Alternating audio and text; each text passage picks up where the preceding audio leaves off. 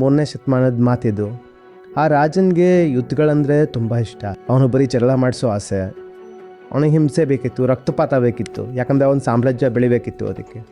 ಅದಕ್ಕೆ ಯುವಕರನ್ನೆಲ್ಲ ಹಿಡಿದು ಏನು ಮಾಡ್ತಿದ್ದ, ಅವನು ಯುದ್ಧಕ್ಕೆ ಕಳಿಸ್ತಿದ್ದ.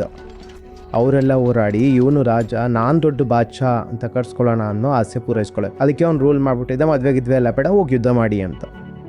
ಆಗ ಪ್ರೀತಿಯ ಸಮರ್ಥಕರಾಗಿದ್ದವರು ಸಂತ ವ್ಯಾಲೆಂಟೈನ್. ಮತ್ತು ಅವ್ರೇನು ಮಾಡ್ತಿದ್ರು, ನಿಧಾನವಾಗಿ ಕದ್ದು ಮುಚ್ಚಿ ಜೋಡಿಗಳ ಮದುವೆ ಮಾಡ್ಸೋದಕ್ಕೆ ಶುರು ಮಾಡಿದ್ರು. ಮತ್ತಿನ್ನು ಯಾರ್ಯಾರು ಮದುವೆ ಆದರೂ ಅವರೆಲ್ಲ ಯುದ್ಧದ ಮೇಲೆ ಅಷ್ಟು ಧ್ಯಾನ ಕೊಡ್ತಿರ್ಲಿಲ್ಲ.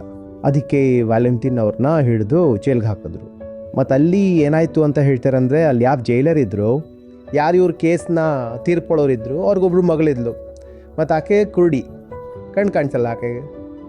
ಮತ್ತು ಆ ಸಂತ ವ್ಯಾಲೆಂಟೈನ್ಗೆ ಆ ಜೈಲರ್ ಮಗಳ ಮೇಲೆ ಪ್ರೀತಿ ಉಟ್ಕೊಂತು.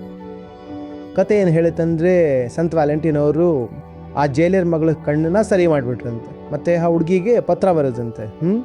ಅವ್ರ ಪ್ರೀತಿನ ಅಭಿವ್ಯಕ್ತಪಡಿಸ್ತಾ ಪತ್ರ ಬರೋದ್ರಂತೆ. ಮತ್ತು ಆ ಪತ್ರದ ಕೆಳಗೆ ಅವ್ರು ಬರೋದ್ರಂತೆ, ಯೋರ್ ವ್ಯಾಲೆಂಟೈನ್. ಮತ್ತು ಇದಾಗಿ ಸ್ವಲ್ಪ ಸಮಯದ ನಂತರನೇ ಅವ್ರ ತಲೆನ ಕತ್ತಿಸ್ಬಿಟ್ರು. ಆದರೆ ಮುಂದೆ ಕತೆ ಏನು ಹೇಳುತ್ತಂದರೆ, ಆ ಹುಡುಗಿ ಯಾರ ಕಣ್ಣನ್ನ ಇವ್ರು ಸರಿ ಮಾಡಿದ್ರು, ಅದ್ರ ಪರಿಣಾಮವಾಗಿ ಆ ಹುಡುಗಿ ಅಷ್ಟೇ ಅಲ್ಲ, ಆಕೆ ತಂದೆ ಮತ್ತು ಆಕೆ ಮನೆಯವ್ರ 40-50 ಜನ ಎಲ್ಲರೂ ಏನಾದರೂ ಕ್ರಿಶ್ಚಿಯನ್ಗಳಾಗೋದ್ರು. ಈ ಕಥೆಯ ಮೂಲವಾದ ವಿಷಯ ಏನಿದೆ, ಅದು ಏನು ಅನಿಸ್ತಿದೆ ನಿಮಗೆ? ಆ ಹುಡುಗಿ ಕಣ್ಣು ಬರೋದು, ಆಕೆ ಪೂರ್ತಿ ಸಮುದಾಯ ಧಾರ್ಮಿಕರಾಗೋಗೋದು, ಮತ್ತು ಸಂತ ಸಾಹೇಬ್ರ ತಲೆಯನ್ನು ಕತ್ತರಿಸಲಾಗೋದು.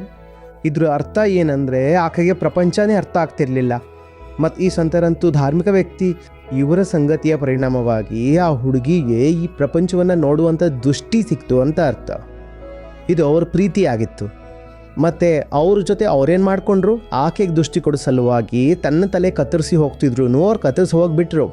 ಹಾಗಾದರೆ ಪ್ರೀತಿ ಅಂದರೆ ಏನು? ಪ್ರೀತಿ ಅಂದರೆ ನೀವು ಯಾರ ಜೊತೆ ಇದ್ದೀರೋ ಅವ್ರ ಕಣ್ಣು ತೆರೆಸಿ, ಮತ್ತು ಯಾರ ಜೊತೆ ಇದ್ದೀರೋ ಅವ್ರ ಕಣ್ಣು ತೆರೆಸೋದಕ್ಕೆ ಜೀವ ಕೊಡೋ ಪರಿಸ್ಥಿತಿ ಬಂದನ್ನು ಕೊಟ್ಬಿಡಿ.